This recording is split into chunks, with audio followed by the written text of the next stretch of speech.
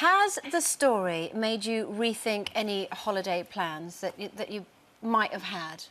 You know, thinking of going away with the kids? Well, this year I was determined I was going to be a bit more relaxed because I am a bit overprotective. But I know it's irrational, but it has definitely made me very worried again, just as I was very worried at the fact that I was thinking of relaxing a bit. Now I'm not going to relax. I mean, for instance, there's no way I'd let my kids go to the kids' club. There's no way I'd let them go out of my sight at all. How old are your kids again? 12 and 7.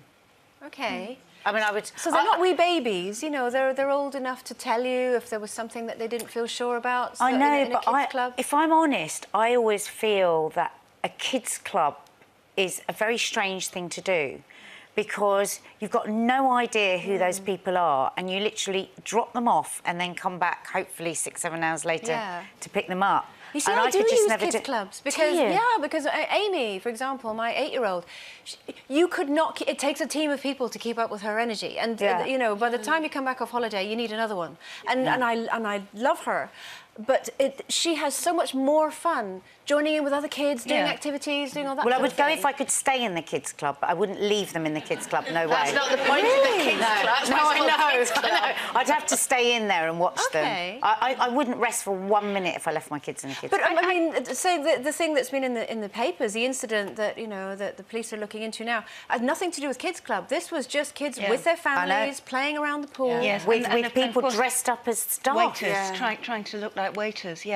And we all of course know what happened to poor... Well, we don't know what happened to poor Madeleine McCann, but she's been missing now for a very long time. And the interesting thing is, I mean, my children are grown up now, but we always used to go to Praia de Luz when our children were very young. We used to go every Easter because, which is where Madeleine was taken.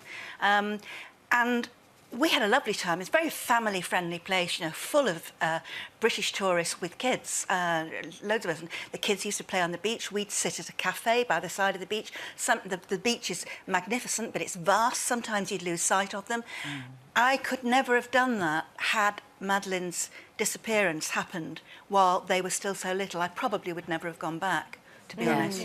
I probably and it's terrible for the tourist trade. I mean, it really is but in Europe and obviously in Cyprus as well, there are organised gangs these days. Children have become a sort of commodity. Horrible as it is, they are saleable. You know. See, that's something that doesn't enter my head. I took the kids away to Crete last summer. It was a family resort. I just went, you know, normal mum, 2 kids, took my sister, her little daughter, and we all just muddled in, did all the same things that you hear about these parents were doing on their holidays. There's something chills your heart when you hear a story like that. But I have to say, though, with your one at 12, is that, I mean, I'm like you. Listen, I've protected Keely far too much all her life, and I'm exactly like you. I'm only looking at it with different eyes now.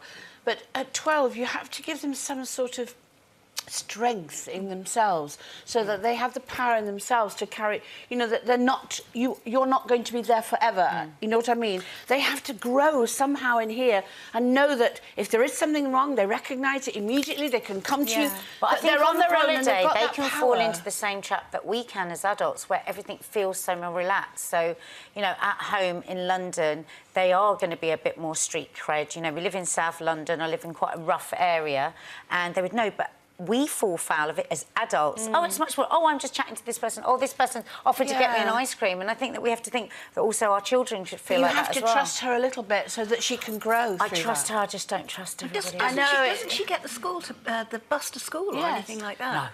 No? No, they're never out of my sight. I would never have them out of my sight, and even more so on holiday. So it just means that my husband has to stay for 8 hours in the pool throwing them. It's great. I just lie and watch. Oh, boy, all I can tell you is, are you in for a rebellious teenager? And also, can he come on holiday with me? Because he sounds great. I need him. Let's go on holiday together. You can watch my kids. You can become the world. Yeah, you can become nanny. I like that.